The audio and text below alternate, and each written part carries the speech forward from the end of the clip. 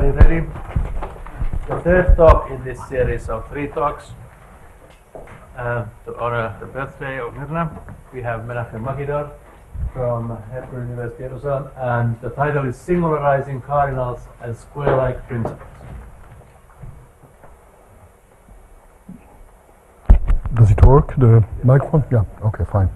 Okay, it's a great pleasure to to be here in this program, but it's especially a great pleasure to be part of the celebration of Mirna's 50th birthday, which I find very, I must say, somewhat, should I say, shocked, in the sense that I always think about Mirna as being extremely young. And young not just because of the age or the way that she looks, but also because of the energy, because of the drive, the initiative. That's definitely something you go through with very young age. And discovering that she's catching up with us, the older people, I'm really concerned. But I'm sure that Mirna, being the wonderful mathematician, wonderful human being, will continue to have the same stamina, the same drive and energy that will definitely benefit both the scholarly work in mathematics, but also the kind of the social around it. Now, when I think about catching up, I couldn't resist showing a small video clip that probably some of you have seen before, which I like very much, which about catching up. By the way, I'm not very good at collecting pictures, so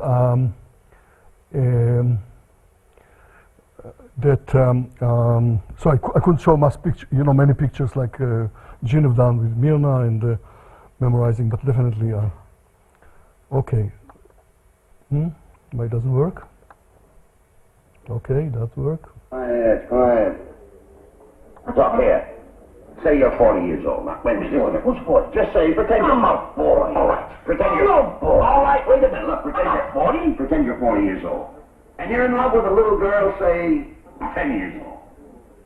This one's going to be a pip. Well, now, wait a minute. I finish it. Now, I'm going around with a 10-year-old girl. Well, wait a minute. I got a good idea where I'm going to wind up. Will you wait a minute, please? Now, you're 40.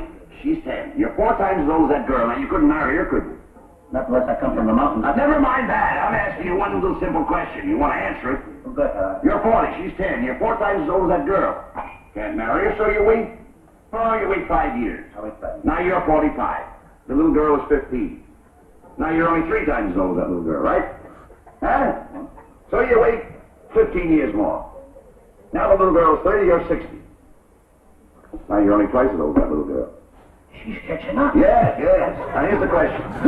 How long do you have to wait before you and the little girl are the same age? Wait, now there's a very simple question. Hey, God.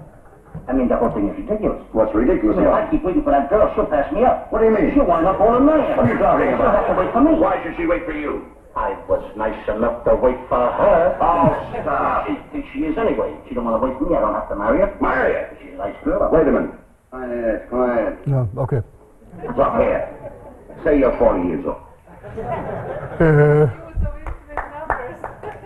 I must tell you, the reason I was looking for it, I remember this particular clip of a part of a movie when I was 10 years old, and I remember how that was part of my mathematical discoveries. I mean, I realized I didn't have the exact term, but I realized that something like that doesn't matter how large constant you start.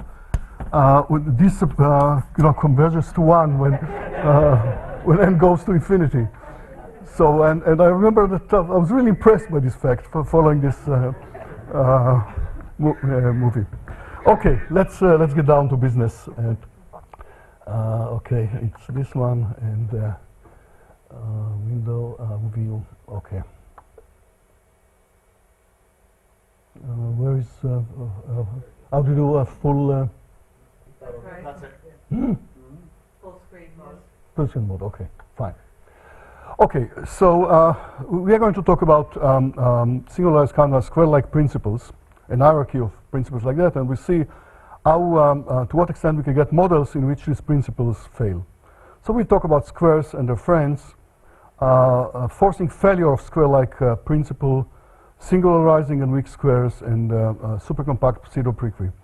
I'm going to, some of the talks will be given on the board. There were a few things here were not quite correct on the slide, so I'll move to things in the board. So just to remind you, definitely for the hardcore set theorist, you don't need this reminder, it's so common, but for I think it's worthwhile to remind ourselves what is the Jensen square sequence. So we say that square holds at the cardinal kappa, square of kappa.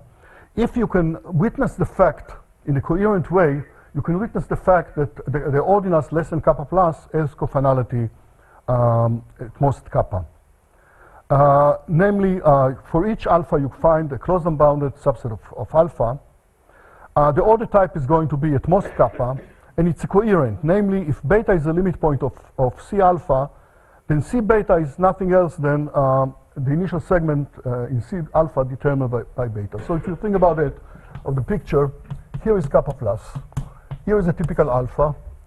We know that the cofinality of alpha here is kappa. The cofinality of alpha is at most kappa, so there is a closed unbounded subset leading up to alpha. But which order type is at most kappa. But you want to do it in a coherent way, namely, that when you pick the sequence for alpha, you want that if something is a stage in the construction, a beta which is the limit point of C alpha, you want it that at C beta you already knew what is the choice that you made. Though you don't know alpha yet, you know the choice. And that's very useful in many constructions. Many combinatorial consequences, typically showing that reflection principles fail. You're able to define all kinds of counterexample to reflection principles by doing a construction inductively, where the square sequence allows you to bootstrap yourself up to the eventually getting to kappa plus. Many of these applications follow from the fact that square implies that every stationary subset of kappa plus is a stationary subset that doesn't reflect. So stationary square implies that stationary reflection fails very badly, and via that you can get a lot of failure of compactness properties, like for instance there exists a group of size kappa plus, which is every smaller cardinality subgroup is free, but the whole group is not free. There is a space such that every subspace of cardinality less than kappa plus is metric, but the whole space is not metric. There are all kinds of counterexamples to compactness follow actually from, some of them simply follows from this corollary of square, the non-reflecting of stationary set, and some of them you need a little bit more elaborate construction, but square is very useful for this kind of inductive construction. Now, it turned out to be useful and interesting to define weaker version of square. In square, when we add it, we reach a certain ordinal beta, then we have a C beta, we have a guess of a closed unbounded subset of beta, and we know that if beta is going to be used on the way to alpha, then C beta is the initial segment of what we are going to use.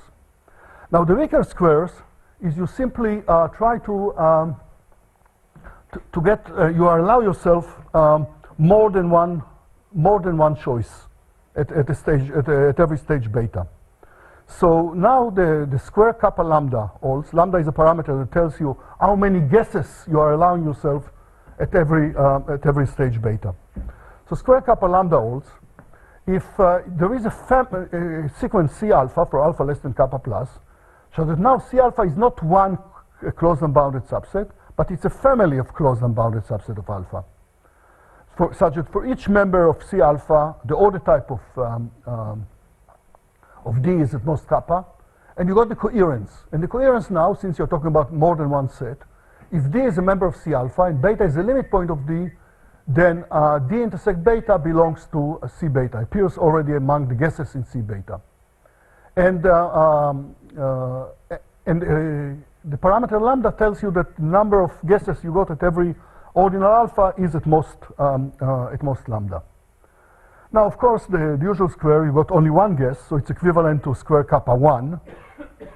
The principal square kappa lambda are becoming weaker as a function of lambda. You allow yourself more and more guesses, then it's easier to satisfy.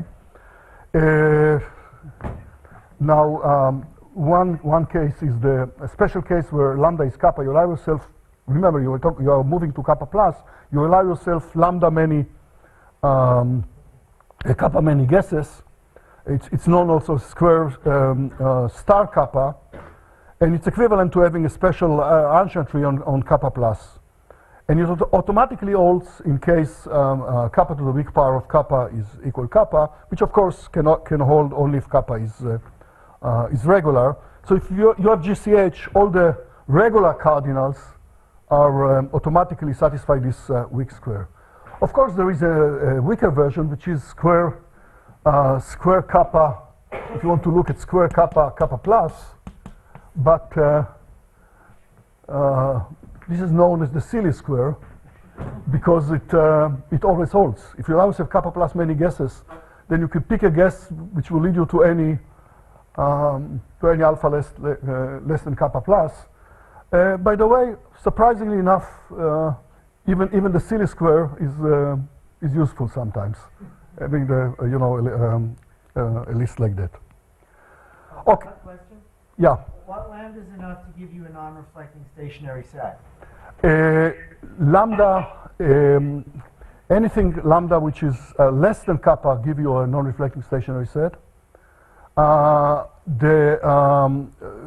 If lambda equal kappa, then it is consistent that modular large cardinals, because then it is consistent that the principal holds and every stationary set reflects. That's a relatively old result of Cummings, Foreman, and myself. So, okay. Now, a property which is even weaker than the weakest square we mentioned, no, I'm not talking about the silly square, is approachability. So we said that approachability holds if there exists a sequence C alpha such that enumeration of candidates for approaching ordinals, such that for on a closed unbounded subset of kappa plus, for technical reason of simply enumeration, you need to do it only for club many alphas. You can find, you can be in such a way that for club many alpha, C alpha is a closed unbounded subset of alpha. Its order type is correct. Now, as far as the guesses, if beta is the limit point of C alpha, then C alpha intersect beta is not necessarily C beta, but it appeared somewhere in the list before alpha. Then you approach alpha, you approach alpha by closed unbounded set whose order type is at most kappa, in such a way that every initial segment really appeared in that enumeration before alpha. And that's also useful for combinatorial for several combinatorial construction. For instance, it implies the now I'm becoming more technical concerned with the PCF. It implies the existence of good scale and some other properties. Do you mean C gamma intersect beta? Sorry? C alpha intersect beta equals C gamma intersect. For some gamma less than alpha. Yeah, but It's actually equal, or it's equal when you intersect it with beta? Intersect beta. Namely, if you have a beta which is the limit point of C alpha, Yeah. then you look at C alpha intersect beta. That's the initial segment. You say that appeared. supremum must be beta. Sorry? C alpha intersect beta, supremum is beta, isn't it? The supremum is beta, but it's equal to C gamma for some gamma. Yeah. We'll look at property 1. C gamma is club and gamma. C gamma is club in gamma. Not necessarily. I didn't say so. I didn't say that gamma could be even a successor. Remember, the C alpha is a closed unbounded subset only for club many alphas. Okay. I'm allowing myself space. The reason it's club many alphas, I'm allowing myself space to enumerating initial segments of things. I withdraw. Thank you for clearing that up. So this is exactly the reason I'm allowing myself that C alpha is a closed bounded subset of alpha only at club many alphas. Well, only it's most alphas in a way, but that you have you have space to enumerate initial segments of C alpha for the majority of the alphas. Okay, so now all these square-like principles are rather robust. They are robust in the sense that suppose that you start with a universe of set theory V, and you extend it to a universe W by forcing or other way, and kappa is the cardinal of W, or the bigger one, such that both models compute the successor correctly. Then if V satisfies one of these weak squares, then the same sequence is a witness to the square in the bigger model. What does that mean? That means that in order to kill, in order not to avoid having a square, you must collapse cardinals. There is no way you can preserve cardinals. You can preserve kappa and kappa plus and lose the square sequence. And similar result also, of course, for approachability. So there is a certain robustness for these properties that once you have them, then it takes some effort to get rid of them. This is especially significant, of course, when you talk about singular cardinals, because if kappa, think about a case where kappa is singular, then you have to collapse its successor, and that's usually something that. So we got an hierarchy of. In the previous thing, can you sort of can you recover the previous? So W has some sort of square sequence. Can you recover the square sequence that is there on V from it? Or No. You can be in a situation where V doesn't. It goes upwards. It doesn't go downwards. Namely, you could start with the situation that there is no square in V in the smaller model. You can force square without collapsing cardinals when you move to the bigger model. So you have the square or the weak square or whatever you want in the bigger model without having in the smaller. It goes upwards, not. What I meant was that V has some square sequence and W does as well, but is there some relation between the two square sequences? Well, there is a trivial relation that the square sequence of V is also S square sequence for W. A square sequence is not necessarily unique. So if you got one which is example for V, it is an example. The same one suffices. The same one suffices. But you could have something which doesn't come. You could have a new ones. You can change it. But the fact that you have a square sequence is. By the way, I appreciate this. You shouldn't. It's a challenge to give the last talk of the day after a long day, and the fact that at least some of the audience is awake. I think it's something to be cherished. Okay, so we got this hierarchy of square-like principles, and by the way, they are it's strictly increasing, decreasing in strength. Namely, it becomes weaker and weaker, strictly weaker.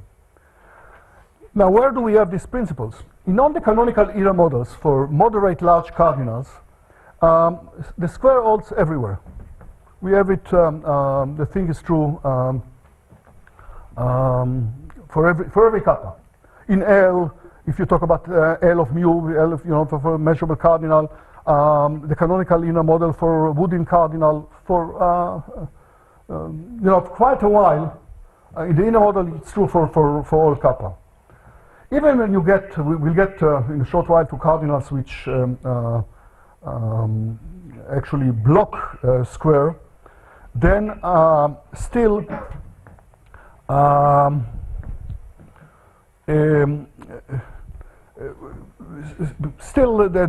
the canonical inner model, to the extent that they exist, some of them do not exist yet, then the square fails only on a very particular point.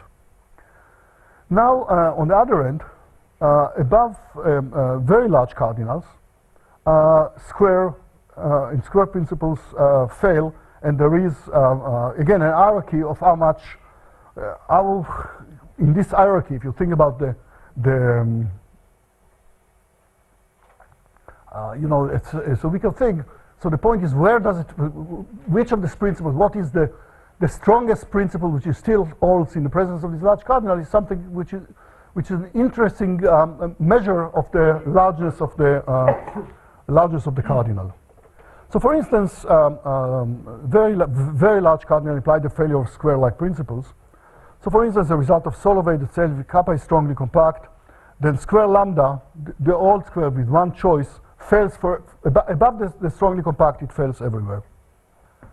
By the way, below the strongly compact, you can have unboundedly many places where it holds, but that's another story. Now, if kappa is super compact, then square lambda lambda fails for every singular lambda whose cofinality is less than kappa. So if you talk about kappa, which is super compact,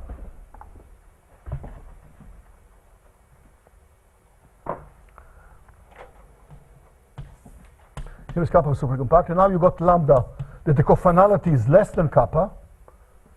This is cof lambda.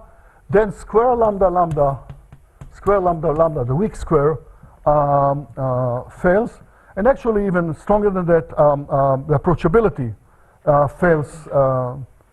This is a slight modification of the argument of Shelach.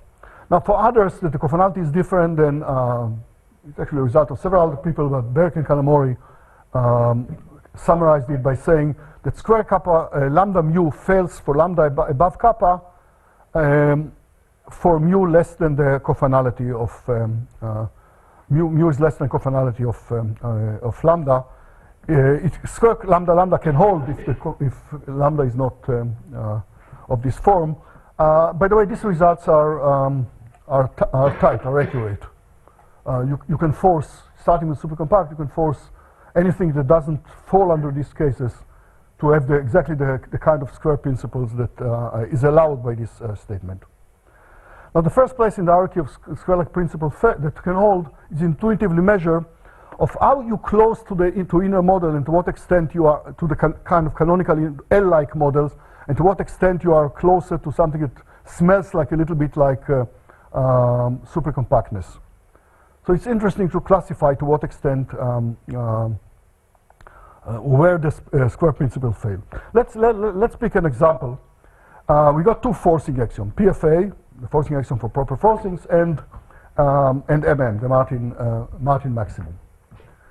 Now, Tudorcevich has shown the PFA shows that square lambda fails for every uncountable lambda. Namely, everywhere. It's a little bit like Solvay results for strongly compact. It fails everywhere. Now, you can easily strengthen the Tudorcevich argument to show that square lambda omega 1 fails for every uncountable lambda. Namely, you cannot allow yourself omega 1 many guesses and have the square sequence. On the other end, omega 2, it is consistent that that square lambda omega 2 holds for every lambda. That you can have omega 2 many guesses.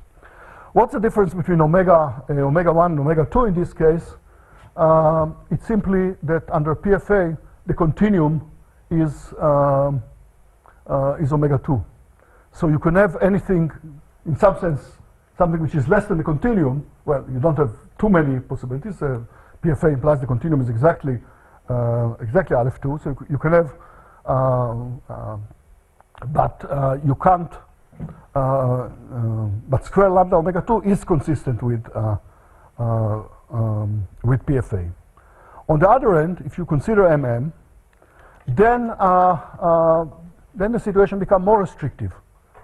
So, for instance, if the cofinality of lambda is omega, then the approximation property fails. That thing about the example of the supercompactness, that this is a thing about if kappa being cofinality being omega is being, having small cofinality being above omega 1, then the approximation property fails. The weakest property in this hierarchy going to fail. If the conformality is exactly omega 1, then square lambda mu fails for every mu less than lambda. Now, if the conformality is bigger than omega 1, then square lambda mu fails for every mu less than the conformality of lambda. Now, again, this is tight. In the same paper with Cummings, we show that you can force a situation which exactly lambda which do not satisfy these properties. Exactly, you could force the strongest square which is compatible with these restrictions. Okay, so now how do you get failure of in general the consistency of failure squares? So getting it at or what's the consistency strength of failure of square? I mean, we've seen that some very very large cardinal apply the failure of square. So I think that I wasn't able when I prepared it to check. I must confess I've done the preparation yesterday last night, and the internet doesn't work in the apartment for some reason. I think it's due to Jensen. That if you want to get square to fail at a regular cardinal, then that's relatively easy to arrange. You don't require the consistency strength is not too large. You take a lambda which is a malo cardinal. For us, malo cardinals are tiny. And you Levi collapse all the cardinals between kappa and lambda to kappa. Then square kappa mu fails for every mu less than kappa. So so the first square that could potentially hold would be square kappa kappa, and in fact it does hold square kappa kappa in this model because kappa is regular and kappa to the big power kappa is, when you collapse malo, is kappa. So in that case you do get square kappa kappa.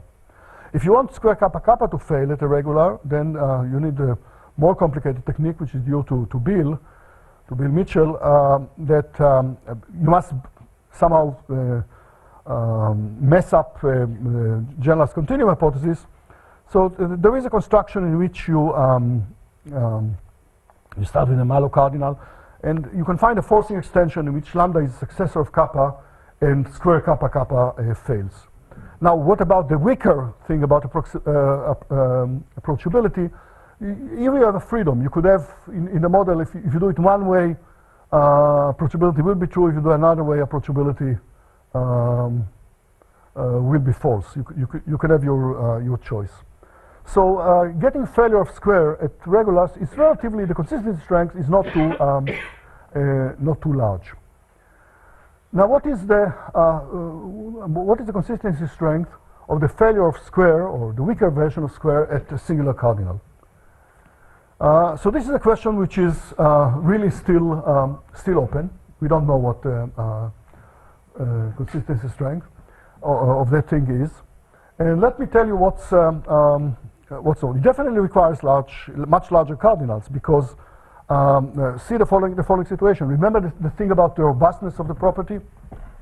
And now suppose you start from L. Here is L. Here is a singular. Here is kappa plus. Suppose that kappa is singular in V. Suppose that conformality of kappa is less than kappa in V. Now, if zero sharp does not exist, if relatively large or moderate large cardinals do not exist, then you got covering theorem by Jensen, covering theorem. That means that kappa is singular. That implies conformality in L of kappa is less than kappa, and also that you compute the successor of kappa correctly. The successor in L is the same as the real successor. But in L, in the constructible universe, we already mentioned you do have square. Therefore, you are exactly in a situation where a square in L implies square in V. So that means that if, let's say, zero sharp do not exist, then necessarily you must, then at singulars, cardinals, you necessarily have square. And the same argument works for inner models for larger cardinals. As long as you got some kind of covering, as long as you have, you can show that you have square in that model. So if you try to find the exact place where we don't have square, or it implies, so here is something which is probably the consistency strength of the failure of square at singular. So we said that the cardinal is said to be subcompact. If for every structure of the form you look at H kappa plus, H kappa plus is the set of sets of hereditarily of cardinality less than kappa plus. So you look at H kappa plus, epsilon, and you got some predicate. And you say that it's subcompact if for every structure of this form you can find elementary substructure. You can find some, suppose this structure is A. You can find a B which is elementary substructure, such that B, when you, B of course is isomorphic to a transitive structure. When B is isomorphic to something of the form H mu plus epsilon B. Namely that you got something that looks like, for a smaller mu, looks like the structure H of a mu plus with some, together with some predicate. Now it's relatively easy to show that if kappa is subcompact, then square kappa fails. So this is the first or the minimal notion of large cardinals we know about, that simply the large cardinal itself implies that at the large cardinal square kappa fails. This is some kind of reflection property that is inconsistent with square. Now we have some evidence for that's the case. That because there is a result, I didn't put it on the slides. There is a result of Schimmerling and Zeman that shows that suppose you construct a kind of canonical inner model for that may contain subcompact cardinal. Then, or a model that doesn't contain a subcompact cardinal, model of the form LE. Then square also everywhere. So it seems like it is the natural thing. The issues are to get such inner models, but that's another thing. Now, suppose so this talks about failure at regular, which the consistent strength is not very large, but with the relatively slight modification, we can make it into a statement about failure of square at singular. And that's a very simple argument of Martin Zeman that tells you that suppose you got a subcompact cardinal which is also measurable, itself is measurable. By the way, this definition does not imply measurability. It implies some measurables below, but it doesn't imply measurability of the cardinal. Okay, so if it is consistent to have a subcompact cardinal which is measurable, then it is consistent that square kappa fails for some singular cardinal. What is the argument of Zeman?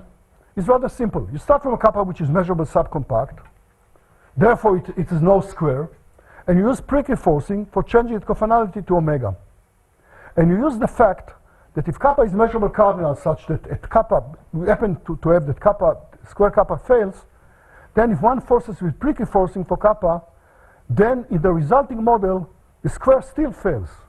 You are able to show that if the Prickly forcing introduces a square sequence for kappa, then the square sequence, a square sequence must have existed in the ground model. But by Prickly forcing, you can't do it. Well, what about weaker squares? I mean, suppose you start with a cardinal that weaker square, I don't know, even supercompact or something like that, and you want to singularize it and get failure of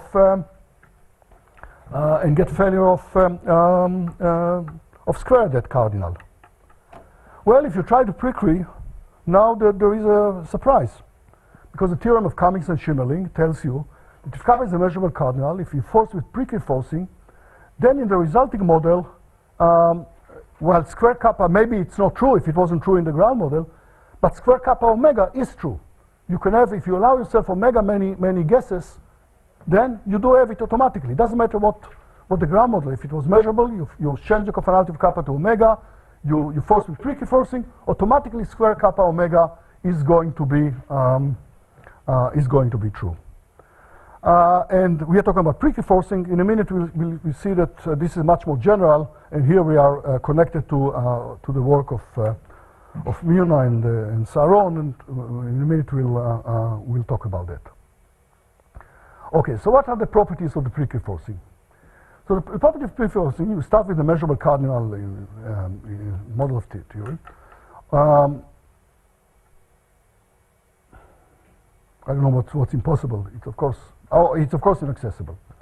Okay, so now suppose we force with the pre-forcing. Now we didn't collapse the successor.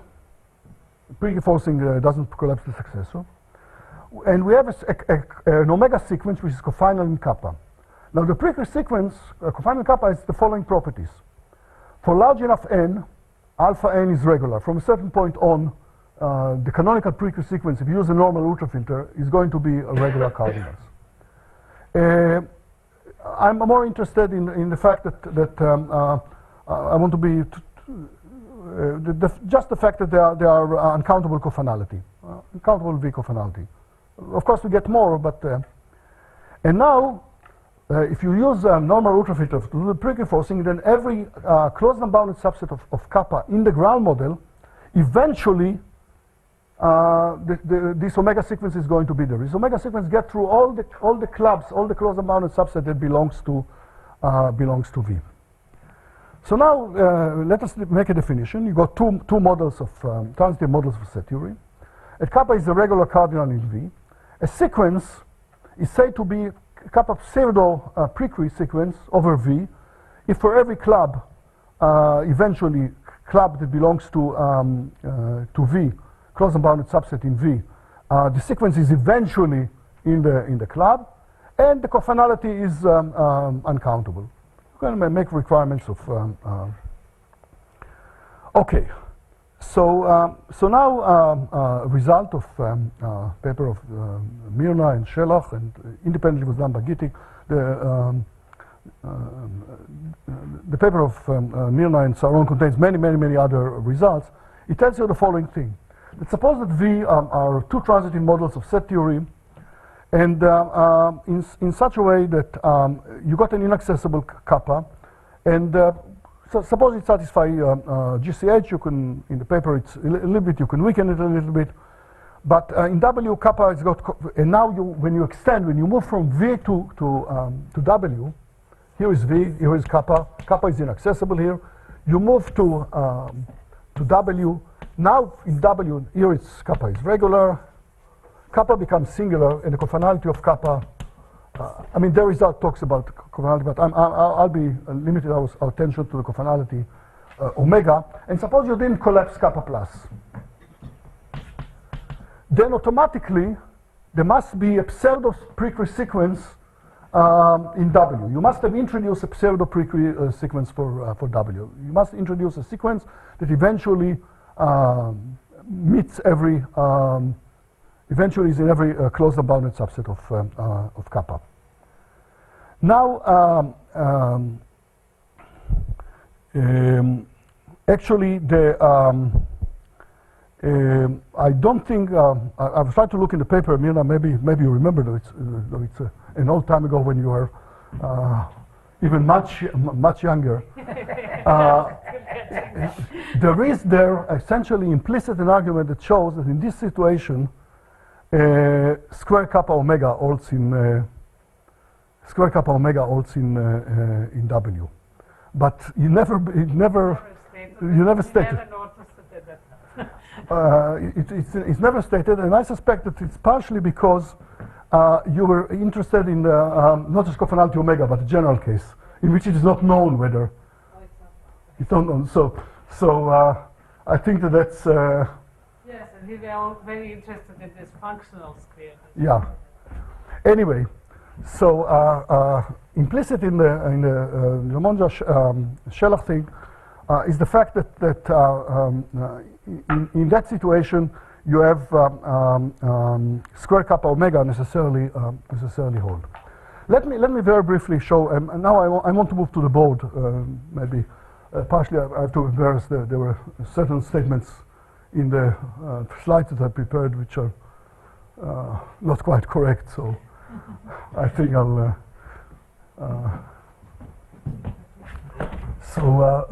Maybe. we can even turn. Can we simply even turn off the? The projector? Yeah.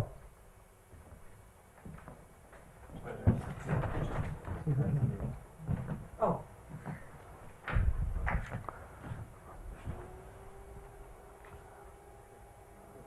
Something happening? Oh. Okay. You just need to look at the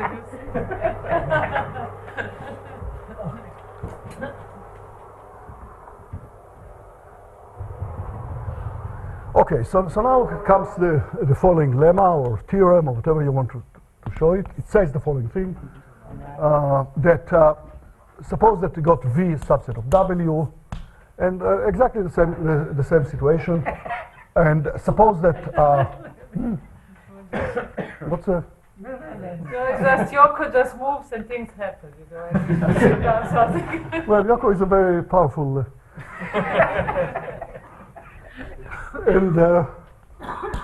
and suppose that in V we are default situation, kappa is regular.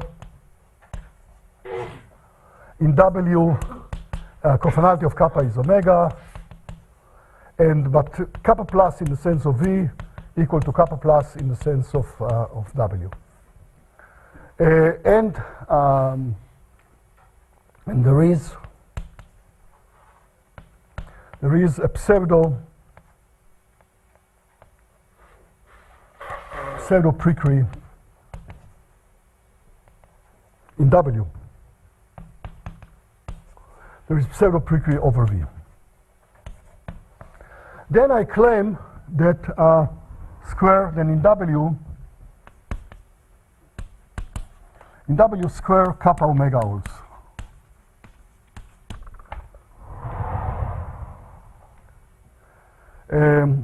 What you said, I'm sure, as I said, it's implicit, but probably in print it will be the first time in the paper with Dima that many results that are writing. Okay, now let me roughly give you the idea of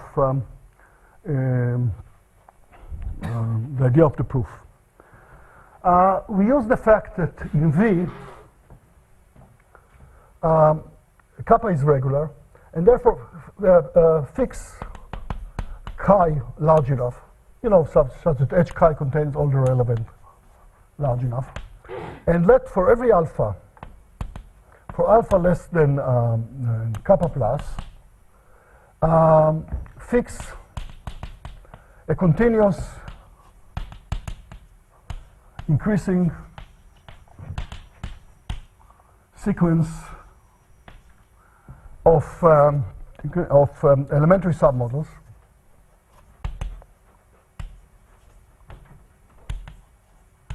of h chi, such that alpha itself belongs even to the first one.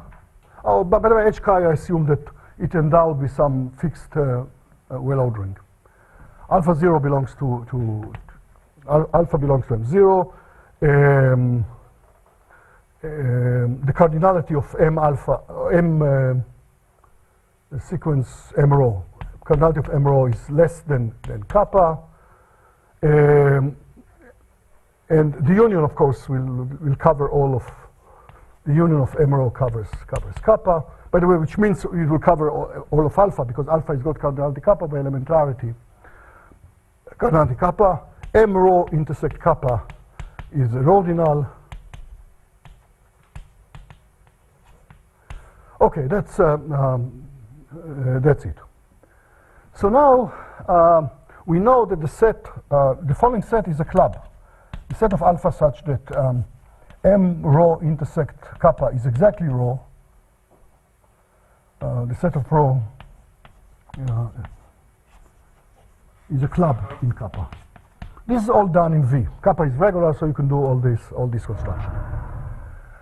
Now we know we can use the pseudo precree. We can use the pseudo precree. So let rho sub n be the pseudo precree. Let rho sub n for n let omega be in W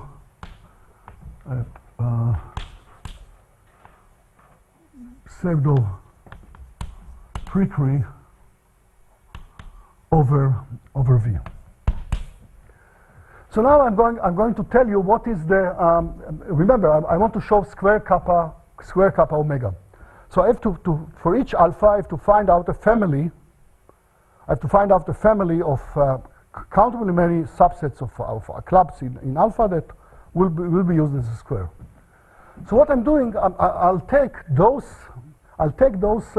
m's so that their index belongs to the pseudo-precursor sequence, provided, of course, that m is cofinal in alpha, but maybe m is not a closed set.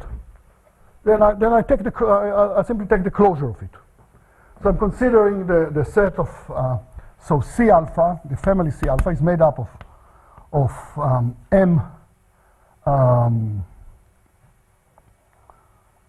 m rho provided of rho n provided rho n belongs to E alpha, belongs to this club m rho n, and now I take provided m rho n is cofinal in alpha. Maybe it's not, it's definitely going to be cofinal, but what about closure? So I take the closure of that. Simply, I mean the closure of the, it's a set of ordinals, so the ordinals there I simply take the limit ordinals. So now what do we know about C alpha? Well, why it's not non-empty? Well, definitely non-empty for alpha. If the cofinality of alpha in V is less than kappa, then C alpha is not empty. Because one of the M alphas, cofinality is less than kappa.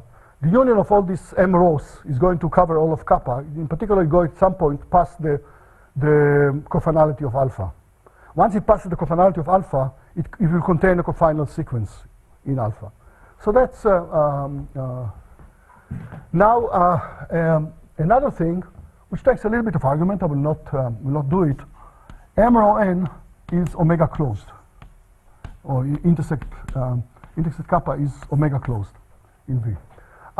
Here we use the fact that the cofinality of rho n is uncountable. You can show that M rho n is omega closed. Okay, so now, so C alpha is a collection. Forget for a minute about those alpha that got cofinality. Forget about alpha that got cofinality. Those alpha that got cofinality kappa. So C alphas, what do we know about C alpha? Its cardinality is at most aleph 0, right? You got only aleph 0 many things. It's made up of clubs in alpha. The order type is less than kappa because the cardinality of each M alpha is less than kappa. So it's a good candidate for being a square sequence. What's the only thing we have to check is the coherence. We have to check that if D belongs to C alpha and beta is a limit point of D, then D intersect beta belongs to C beta. That's what we have to check. Okay, so now let's look at beta. Note one thing. Why does D belong to C alpha? That means because D is the M rho n intersect alpha for some n. Okay. So now beta is the limit point, the closure of that. Beta is in the closure of that. So now let's see. If the cofinality of beta is omega, that implies that M rho n intersect alpha. If the cofinality of beta is omega, it's a limit point of D. Therefore, it's a limit point of M rho n. M rho n is omega closed. Therefore, beta belongs to this one. But if beta belongs to this one, by elementarity, really beta is less than alpha. So it really determined the intersection of this model with M really determined by the if beta is there, it knows about the function that maps beta to kappa. So the intersection with kappa really determines the intersection with beta. So that means that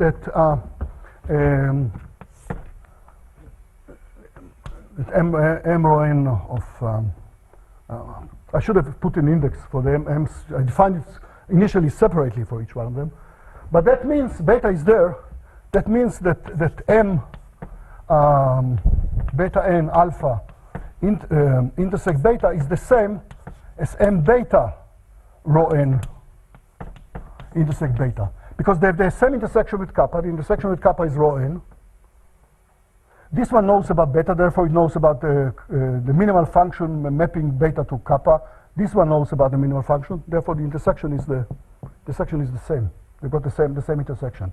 But this means that the closure, the closure of this belongs, if you take the closure of this belongs to C beta by definition.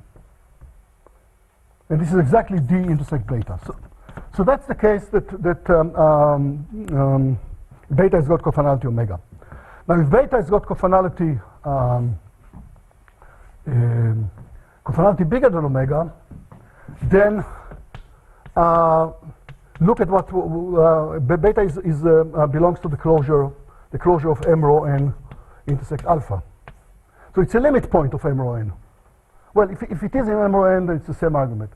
If it's not, it's in the closure. But so there exists unbounded set. But since m rho n is omega closed, there exists an omega closed set, right? The same thing would be true for the m rho n of beta.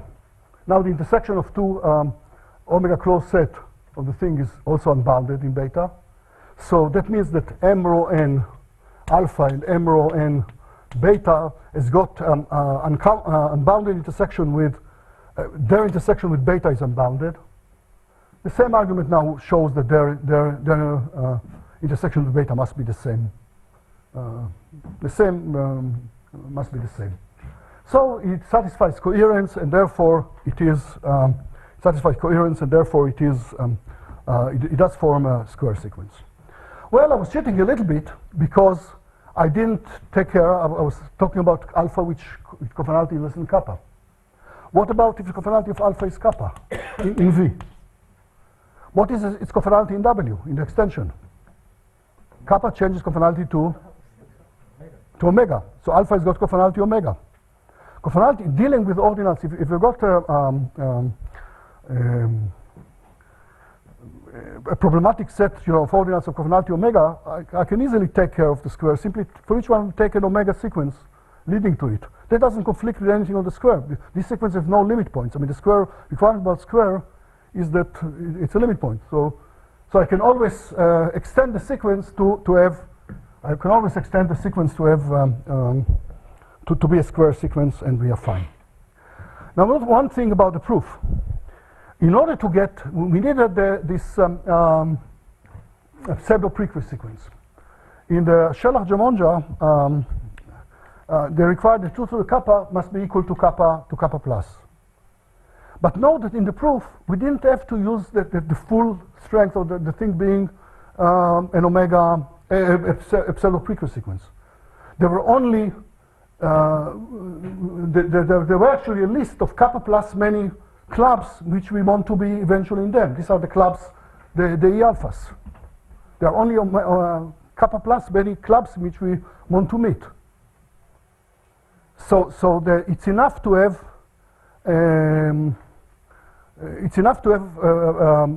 pseudo prequel which meets only this alpha 1 many clubs, this kappa plus many clubs. But for that you don't need cardinal arithmetic. The Gemonja Shelach argument works for if you got a list, particular list of kappa plus many, you can localize it. Kappa plus many clubs, you can find the okay. So what does that mean? That means that if we anyway we change the cofinality of kappa to omega and preserve kappa plus, we are stuck with square kappa omega. We didn't. Square kappa omega is there. And there to stay, provided we destroy cardinals. Okay, so but a crucial thing in this argument was the fact that kappa plus was not collapsed. Now there is kappa plus was not collapsed. But could you singularize kappa while collapsing, let's say, kappa plus, collapsing more? There is a way. There exists a version, a supercompact version of pre-Cree. There is a supercompact version of pre-Cree sequence. Namely, you shoot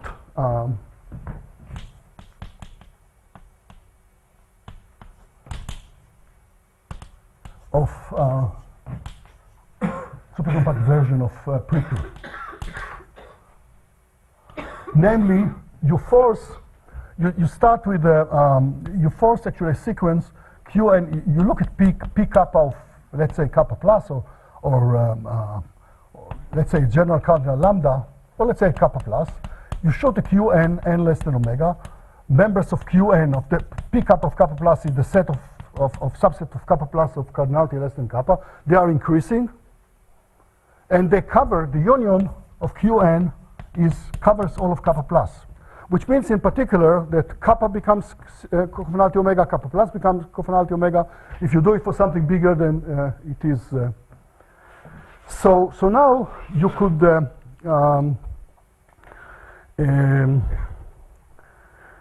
you can ask yourself: is there a version of the Jamonja, of the Mirna and Saron, existence of pseudo pre-Cree for this supercompact version? And the answer is yes. This is a result, joint result with Dimas in Apova, which tells you that well, at least if you do it for finitely many gap of finitely many steps from kappa, namely, let me state the theorem.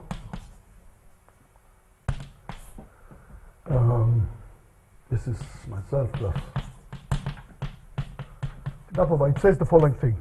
Suppose that you got again V subset of W, and suppose that the cofinality kappa is, let's say, regular in V, and suppose that W in W you have the following situation: that the cofinality for every k less than m, cofinality of kappa plus k is omega. Namely, you changed the interval. Here's kappa plus m. All these cardinals in between, the finitely many cardinals, were changed to cofinality omega. Then there is a supercompact pseudo pre-Cree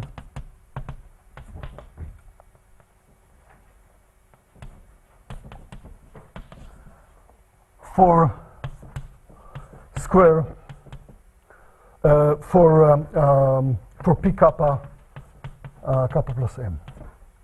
What does it mean, a pseudo pre-Cree? It means an increasing sequence in P kappa, Qn. What is equivalent to the thing about that meeting? There is a notion of closed unbounded subset of P kappa of lambda in general, that for every club, or if you got list of kappa plus m plus 1 clubs, you can meet, you eventually are in the sequence. Corollary, if you are trying to avoid having weak squares by singularizing and collapsing, not just collapsing kappa plus, kappa double plus, at least for finitely many, you're not getting away from the weak square. So the theorem would be, suppose that again V is subset of W, I'll finish with that. V subset of W, V thinks that kappa is regular, and in V, just again, when you go proof. Then in V, I'm sorry, in W, for all k less than m, cofinality of kappa plus k, kappa plus k is omega, but kappa plus m is still a cardinal, namely kappa plus m still a cardinal, namely in particular kappa plus m of v is really the kappa plus in the sense of w, right? It's a successor of kappa. Then you got square kappa omega is true in w. You didn't get away from square kappa omega. Okay, so it means that getting rid of weak square, of the weaker version of square, seems to be a difficult thing. And that's, I think that it's some indication that maybe the consistency strength, that we know we got an upper bound, the Zeeman result, but consistency strength of failure of square at singular, maybe the consistency strength of failure of weaker version, even square kappa omega, it's super compact or something of that order of magnitude. Maybe that's what this indicates, but we don't know. We don't have a lower bound. Okay, thank you.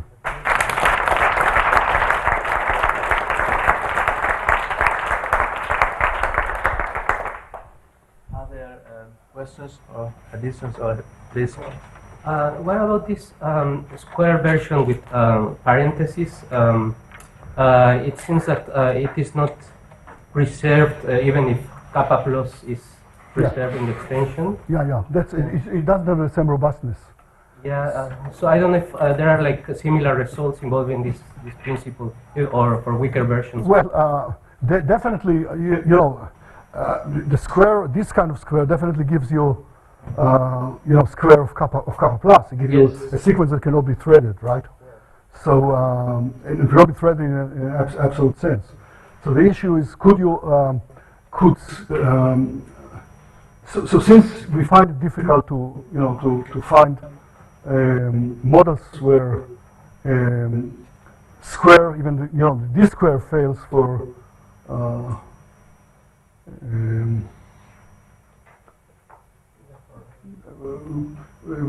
square of successive singular, probably it will be difficult in that case. I don't know whether I'll answer the question. I don't know if I mean, this kind of parentheses square are relevant to solve also this kind It could be relevant. It could be definitely relevant. Okay, over there. So I had some really short questions about silly square, one silly and one less silly. So the silly one, if you weaken ZFC, does silly square have any strength, assuming you've got a nice theory of ordinals as well to go with it? When you say weaken ZF, I mean, what do you mean? Yeah, so drop choice, for instance, or drop choice, drop power set, put in a collection scheme, something like that, work in those models. It does have strength. I mean, of course, it's supposed to drop choice. Now, the fact that you can find, for every ordinal some way of witnessing its singularity, that by itself is already some kind of choice. Yeah. So it's. There is a determinacy principle, also called the weak square, by the way, that says precisely that in the determinacy world. There is an AD version of weak square that says exactly. Sure, yeah. By the way, the failure of weak square, failure of square or even weak squares at singular, that implies AD LFR, of course, because it implies inner models. For every real, you got inner model for, with enough Woodin cardinals, and because the inner model for Woodin cardinals square all, so you got failure of. Other questions or comments?